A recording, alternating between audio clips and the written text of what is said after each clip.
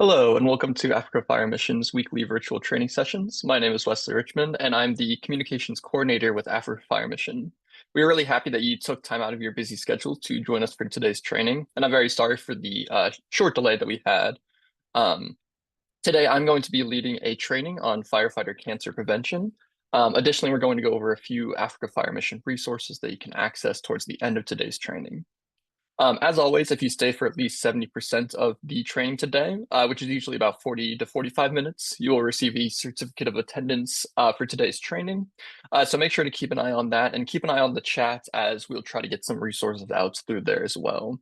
Before we get started, I'm going to just take a minute to give a few words of encouragement. Recently, we have our team traveling to Zambia for firefighter training. And I just wanted to share a few quick words about that because I think we've been doing a lot of cool work. And it's really cool to see the firefighters in Zambia and seeing the great work that they are doing. Recently, I've heard a lot of stories and I've been trying to share some of those out to people about some of the great work that firefighters are doing in Zambia and across Africa. And I really think that it's inspiring to see the work and improvements that firefighters are making every day. I keep hearing more and more stories of firefighters that are using the skills that they have fostered over the years to help people, to save lives. And I think stories like that are really what keep a lot of firefighters going and doing the great work that they are doing. So as always, we are here to help and support you and encourage you as we continue this journey to make the world a safer place. And we are excited for the training that we are doing in Zambia and the training that we are going to do as part of the symposium in a few weeks in Kenya.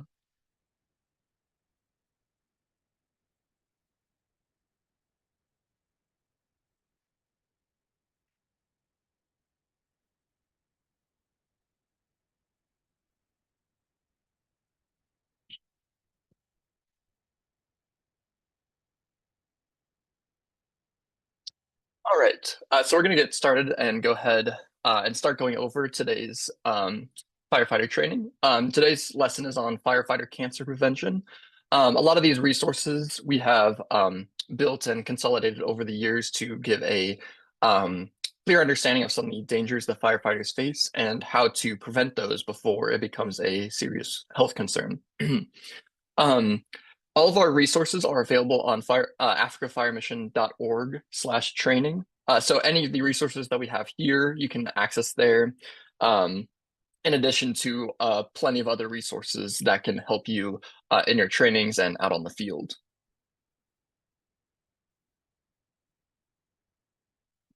So like I said, today we're going over firefighter cancer prevention. This is taking action against occupational cancer in the fire service. And these are materials that we have covered from different college fire programs. Some of the learning objectives we have today. We're going to define what cancer is and how it affects our society, recognize the scope of the cancer problem in the fire service, examine the culture of the fire service regarding the use of PPE and SCBA, discuss and increase the increase in toxic agents in today's fire environments, identify routes of exposure to cancer-causing agents, discuss common firefighter exposures, review the steps firefighters can take to prevent themselves from contracting cancer, and challenging firefighters to change their culture.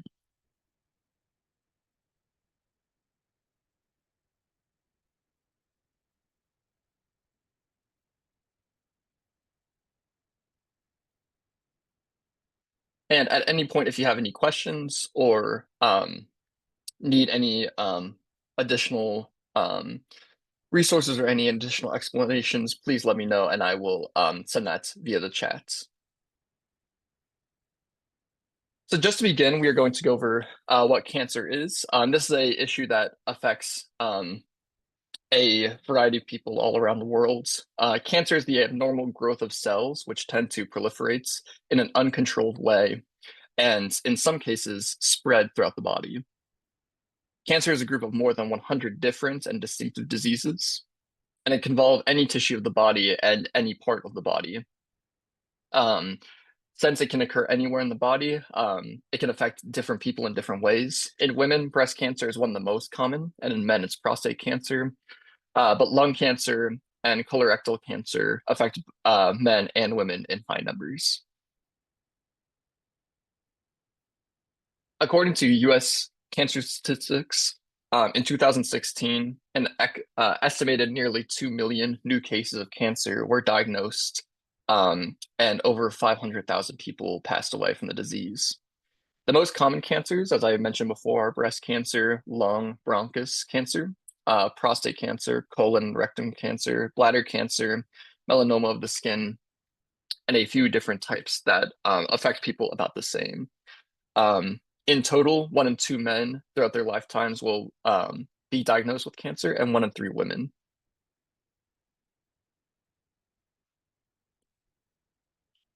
This presentation is specifically about how firefighters are affected by this disease and how they can prevent this disease from spreading and affecting them in their careers.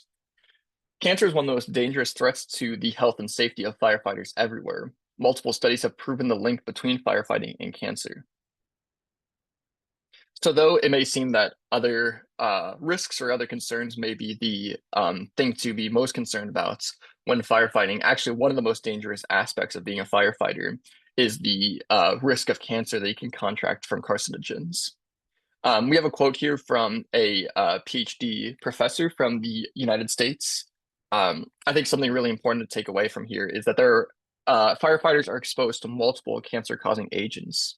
Because of the multiple exposures and the multiple routes of exposure, either through inhalation or carcinogens that are absorbed through the skin, it is also highly unlikely for firefighters to only get one type of cancer. So though firefighters are likely to get cancer, it could be multiple types that they are exposed to and are at risk of. Studies have shown that firefighters are more at risk for multiple types of cancers, and certain types are more effective at spreading to firefighters than to non-firefighters and other first responders. Right here, you can see that there's a lot of different types of cancer that are generally more at risk. Firefighters are more at risk to receive, and some of these are nearly 2 times more. And there are certain firefighters that are receiving cancer and then they're developing at a far more aggressive rate than other cancers. Things like brain cancers, and at younger ages than a non-firefighter are receiving. They are being diagnosed with brain cancer and then it is spreading faster. And real quick, we are going to play this video from the Boston Fire Department. If there's a situation that takes place, the Boston firefighters are the first to get there, and we do our job and we do it well. Somebody's trapped in that building with all that smoke and fire over there, you know, we're trained to save lives. We're trained to get the people out. I feel it is a calling. But cancer is taking the job I love away from me.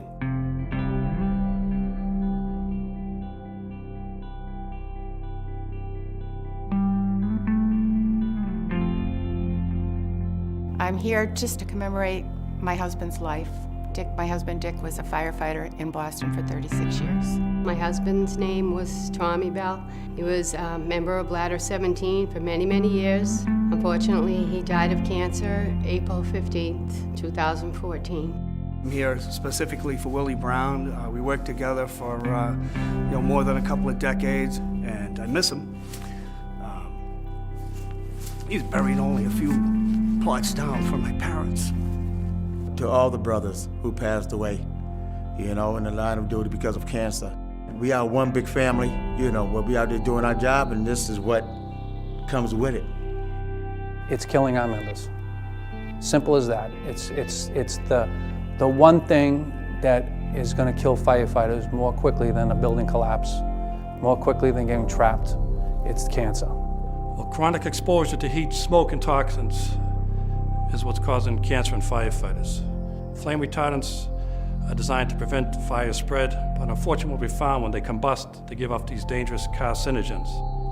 At a fire, you know, there could be nice, clear air But all those chemicals that things are made out of, we're sucking that in, but you don't think about that. I have kidney cancer. It's grade 4, stage 4, which is the worst scenario. And then recently I found out it metastasized into my lungs, both lungs. It's incurable. The first thing that went through my head when the doctor said I had cancer was that I'm gonna die. And the question I asked him was, when? When I had to go to the hospital along with the commissioner and I saw my friend, our friend, Billy Tobin, he said he was scared to leave his family, his wife. I grabbed his hand and squeezed it. And I says, Billy, it's time for us to take care of your family. We crashed through walls, we walked through fire. But when you see a brother or sister firefighter in the deathbed, I cried that night. And I'm not ashamed to say that. I know everybody on this wall. I know everyone whose pictures hung behind me, and it's devastating. We've buried way too many of our friends. It's unacceptable that Boston firefighters have 2.5 times the rate of cancer than other Boston residents. It's unacceptable that Boston firefighters come down with a cancer every 3 weeks. It's unacceptable that 20 Boston firefighters every year develop cancer. I have brain cancer, and I also have stage 4 lung cancer. We never talked about cancer in the firehouse when I was there, and maybe I didn't wear my mask then when I should have. You need to wear your mask. That's the message I want to deliver to all Boston firefighters right now, is that you need to keep that mask on your face, and you should be thinking about your family when you go to take it off. All of these guys was somebody's husband, father, grandfather. Think of your own children and your families. They want you around. Wear your mask. I don't only speak for myself, but the guys behind me on that wall who would say, use the equipment they're giving you. Be as safe as you possibly can be. The macho crap about you're covered in soot and you look like you went through the ringer. What you could take, what your body could take, and there's nothing macho about cancer. So these guys, give everything they have to the job, so they really deserve the support and the protection. Looking at the wall, there's so many faces on there of guys that we've lost. There's so many more that are sick. So it's kind of a wake-up call. I don't want to cry ever again knowing that I'm going to get a phone call or be there by his bedside. But if the commissioner and the union, along with the Mayor Walsh, can stop that down the road, we've done our job. It's not that we don't want to talk about it, it's that we know it's there, and talking about it makes it real. We need to talk about it. I'm here to commemorate my father, Bill Hayhurst, District Chief in Car 4. John Fogarty, Ladder 23. John Kenny, he was the captain of Engine 24, Grove Hall. Joseph Mullen on Engine 8. Billy McCarthy of Rescue 2.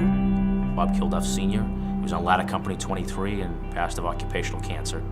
My name is Jenny Flynn, and I'm here commemorating my husband, Frank Flynn.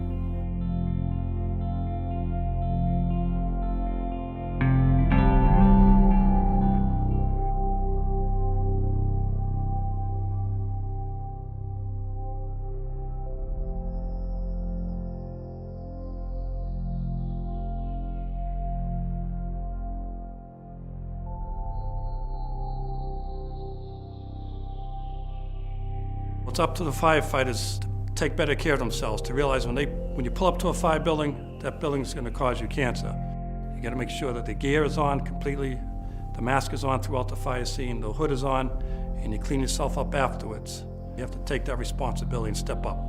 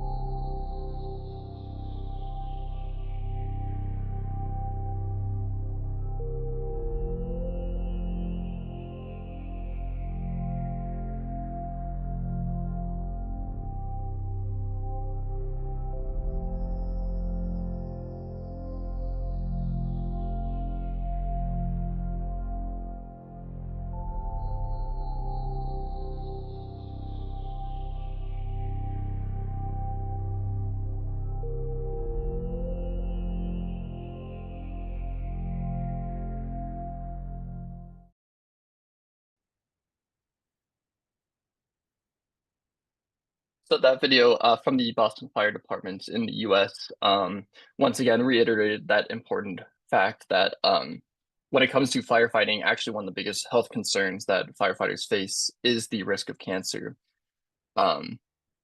Here we have a study that shows that it was a study of about 975 firefighters, and 36% of them contracted at least one kind of cancer. The most prominent was skin cancer, which we'll go into some of the causes and how you can prevent that shortly. But a variety of other cancers were also found in this study. Amongst 40 to 50-year-old firefighters in San Francisco in the United States, the breast cancer rate is 6 times greater than the national average for that age group. So now we're going to go over some of the ways that you can prevent contracting cancer and prevent some of the different toxins that can make cancer more likely to appear in you. So something important to go over is simply toxicity and how firefighters are exposed to that in their everyday jobs. Toxicity can come from contents that are primarily made of plastic and synthetic materials.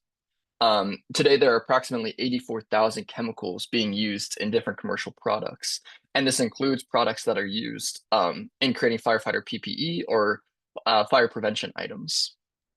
Something really important and something that I did not know before this training is that flame retardants in furniture are very common, and a lot of these, while they're great for preventing fires and stopping fires from spreading, they do have the possibility for toxicity and carcinogens that can cause cancer.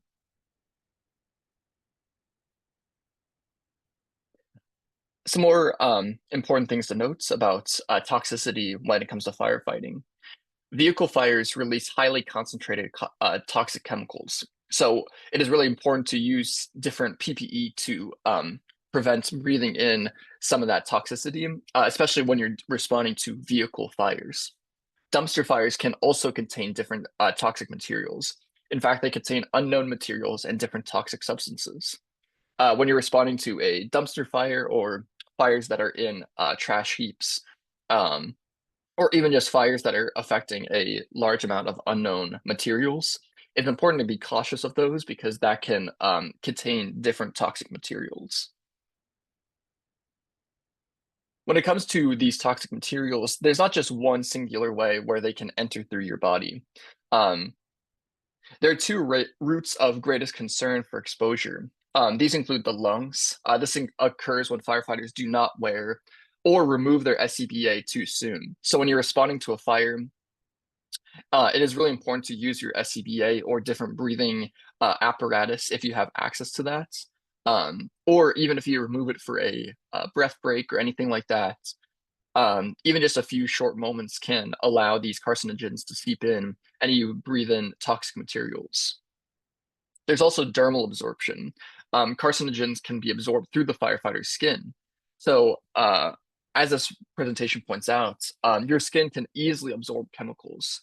Some areas are more permeable than others, notably your face, your jaw, your neck, throat, and groin area all are more permeable than other places. And permeability increases with the temperature. So the warmer it is, the more likely it is for these materials to be swept into your skin. Part of that is because of your sweat. So the warmer it is, the more you're going to sweat, the easier it is for these materials to go in through your pores. Skin absorption increases by 400% for every 5 degrees increase in skin temperature. So it's really important to note that when you're responding to a fire and wearing as much protective personal equipment as you can, as it can increase exponentially as you're entering a really warm area like a fire. The most permeable piece of PPE is the firefighter hood. These are designed to protect the head and the neck from heat, which is really important when you're responding to a fire. But they're not designed to stop skin absorption through the forehead, angle of the jaw, and the neck or throat. They offer no vapor or moisture or smoke protection. It is important to consider the liquid integrity test. So when you have hoods, the longer that you use them, the more materials that they are exposed to, the less safe they will be for continued use. So if you have an older hood, or if it's exposed to different chemicals already, different toxic materials, those can stay in there and they become even more harmful as time goes on. And here we have another quick video. This is just going to be about the routes of exposure when it comes to how these chemicals can affect the body. Tonight on the investigation into firefighters and cancer, CBS 4 News exclusively obtaining a report that could shed light on concerns over the danger of chemical exposures. Our chief investigator, Michelle Gillen, continues our special report, The Silent Killer. So take the stream, bring it down a little bit and sweep it. As smoke, feared to be toxic, stained South Florida skies, Miami-Dade firefighters donned traditional personal protective gear to save their lives. But CBS 4 News has exclusively obtained and reviewed a just-concluded study that some veteran firefighters say raises serious questions about the protection that gear offers when it comes to exposure to elements that could be linked to cancer. Warehouse is clear. I feel it basically is confirming our fears on cancer in the fire service. You can see the skin just lights up. This report is eye-opening, says Keith Tyson, firefighter Cancer Support Network Director for Florida. But when you look at these type of pictures, you start realizing that it's not protecting us 100%. And no, nothing will protect us 100%. But this is frightening. This truly is frightening. Similar to what this firefighter is donning for us, the test participant was sent into a chamber wearing what's described as clean but used protective gear, but wearing a brand new hood. According to its author, the test was commissioned and paid for by the International Firefighters Association, the Firefighters Union. Basically, they created a smoke, if you want to call it an environment. What they used was a natural dust that was non-toxic. However, they added a fluorescent dye to it. According to the report, at the conclusion of the test, when the subject removed his gear, traces of the dust made it onto his skin, despite the presumed protective barrier of the hood. But when you can show them a picture, this is what's getting through your gear, and this is the potential issues that you're facing now, that makes it a whole different ballgame now. There were also other apparent hotspots on his body, where reportedly the elements touched skin, such as his stomach area. Given what's called a billowing effect, an upwind seemed to cross the barrier of the two-piece suit. You've been really concerned about alarming numbers, in your opinion, of thyroid cancer and also what else? Brain cancer. We're starting to see a vast number, and brain cancer accounts now for 17% of Miami-Dade Fire Rescue's cancer deaths. That is a horrible number. It appears, for those giving deep analysis to this, that this hood could end up being the weakest link.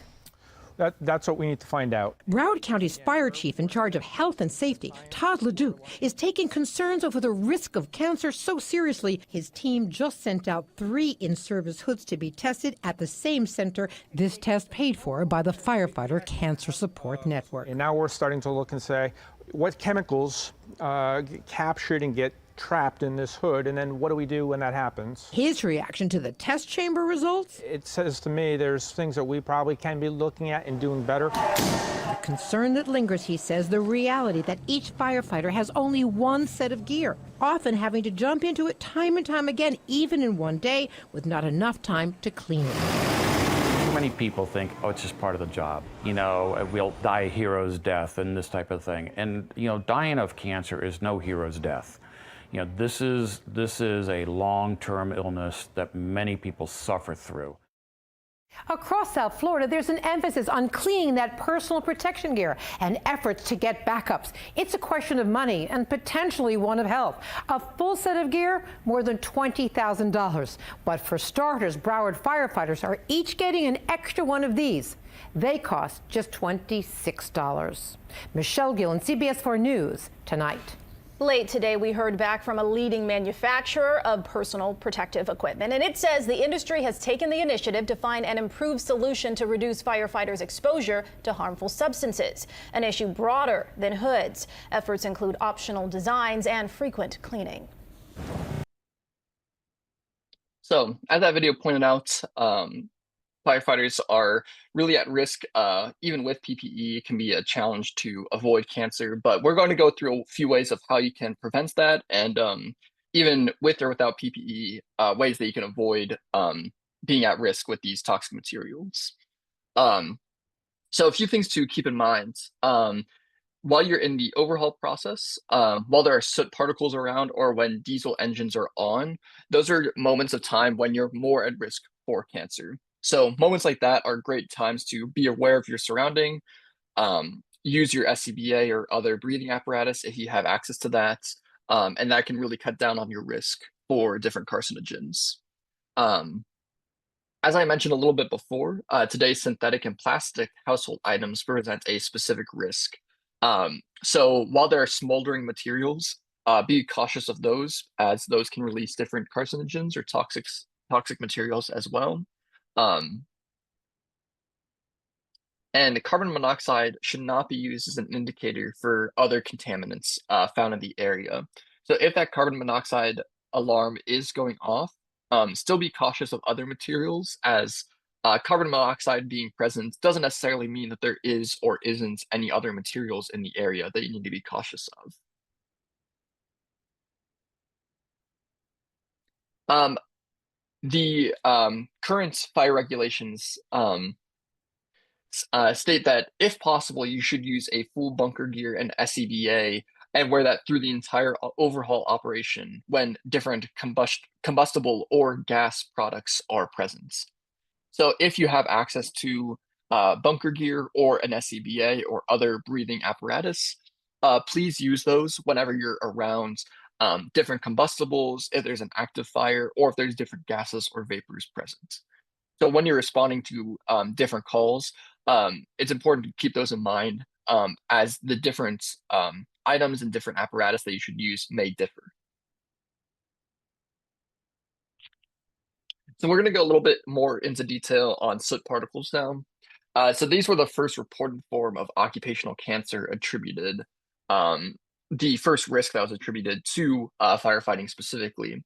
So prolonged exposure to soot on the skin is a hazard, and soot particles absorb hazardous vapors and hold them in place on surfaces, including your skin, which we already ran over how your skin, as it gets warmer, is more likely to absorb materials. So it could just be a really bad scene. So while you're responding to a firefighter call, being able to cover as much of your skin as possible is really important, as that cuts down on the risk of soot getting on your skin and carcinogens or toxins absorbing into your skin. Here's another quote from a US professor that delves deeper into the subject. People think soot is benign, but it is not, and most firefighters coming back from a fire are covered in soot. Soot isn't just dirty, it's dangerous. Soot in a firefighter's hair or on the skin could lead chemicals into their bodies. Every smear on their clothes could release toxic gases long after the fire is out. So something important to note about this quote, and an important thing to point out, is that soot can get on your PPE and your materials. So it's important to clean those carefully, as even if you do have full PPE on and soot's on those materials, after you get back to your station or after you get home, you need to make sure that you clean that off carefully, as you don't really want that stuff getting on your skin any more than you need it to. A little bit more, if not removed, contaminated exterior surfaces and inner layers of a firefighter's PPE can result in exposure well after the fire. So like I mentioned, cleaning those PPE materials and other firefighting equipment is really important. Your neck is the most likely area to be contaminated, but other areas can be contaminated as well. Another thing that's important to note here is that other people can also get access to soot because you're coming home with those materials. So children are especially at risk from receiving cancer from soot. And if you have at-home demos or you're out and about doing a fire prevention training, and there's a minor fire that you're responding to or something like that, soot from that can still cause toxic materials to get onto your skin as well. So soot in general is just something that you really need to keep in mind as you're responding to different situations. So here's these are 11 tips, and I'm going to go through each one specifically, but these are specific actions that you can take to protect yourself from cancer. So some of these may be a bit more clear than others. If you have any questions, please send them in the chats, but let's go over them real quick. So the first tip is use breathing apparatus from initial attack to finish of overhaul. So like I mentioned before, it is vital to keep on your SCBA or other breathing apparatus from the start of your incident to the end. So taking it off even for a moment, that moment can let a lot of toxic materials, including smoke, soot, and other materials get in through your breathing, get into your lungs, and increase your risk for cancer through that. Decontaminate protective equipment on emergency scene to remove as much smoke particles as possible. So like I mentioned before, different things like soot can get onto your PPE and your equipment, so make sure to clean that off as thoroughly as possible. Use sanitary wipes to remove smoke particles from head, neck, jaw, throat, underarms, and hands while still at the emergency scene. So you can start the cleaning process as soon as the incident is over. If you have sanitary wipes or other cleaning materials, as soon as the area is safe, you can begin cleaning and sanitizing different PPE products or your skin. You should wash your clothes immediately after a fire. So whatever clothing you're using, if it's bunker gear or whatever clothing you have underneath or anything like that, you should make sure that you wash your clothes thoroughly immediately after a fire. You should shower or clean your body thoroughly after a fire. So after your clothes are clean, you should be clean as well. So clean yourself off, take a shower, or just make sure to bathe off any soot or any particles that may be on you. Clean your protective equipment, so gloves, hood, and helmet after a fire. So your clothes on top of your clothes, like I keep stressing, your PPE is vital to keep clean as well. Clean apparatus interior after a fire. So this is really important too. So if you have any apparatus, or if you have a fire truck or any other equipment, the inside is just as likely to get particles as the outside. So make sure to wipe that down as well. Do not take contaminated clothes or protective equipment to your home. So whenever possible, don't bring any materials, especially dirty materials or just any PPE or equipment in general. Don't take this into where you live specifically, your living quarters. It is really important to keep that away from you while you're sleeping or as much as you're breathing, as it's important to not continue to breathe on this stuff over and over again. Do not take protective clothing into living or sleeping quarters. Went over that. Do not use tobacco products. Tobacco products are just, they just keep expanding the rates and causes of how you can receive cancer. So if you're a firefighter, it's really important to avoid that.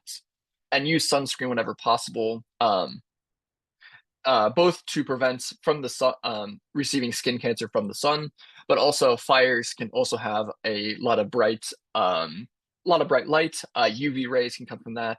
So it's important to use sunscreen to avoid that as well.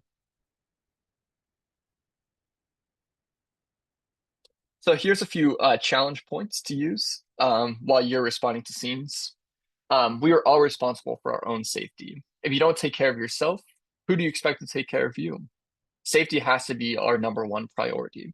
So as you're responding to fires, it's just as important to look after yourself as it is for others. Because if you're a firefighter, it's really important to keep yourself safe so you can continue to keep your community safe. More firefighters are dying each and every year from cancer, far more than any other category. Different reports may not tell the whole story.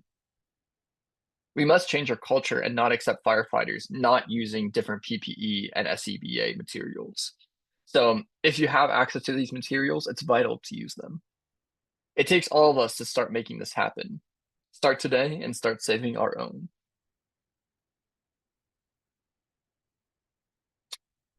And that's the end of this presentation.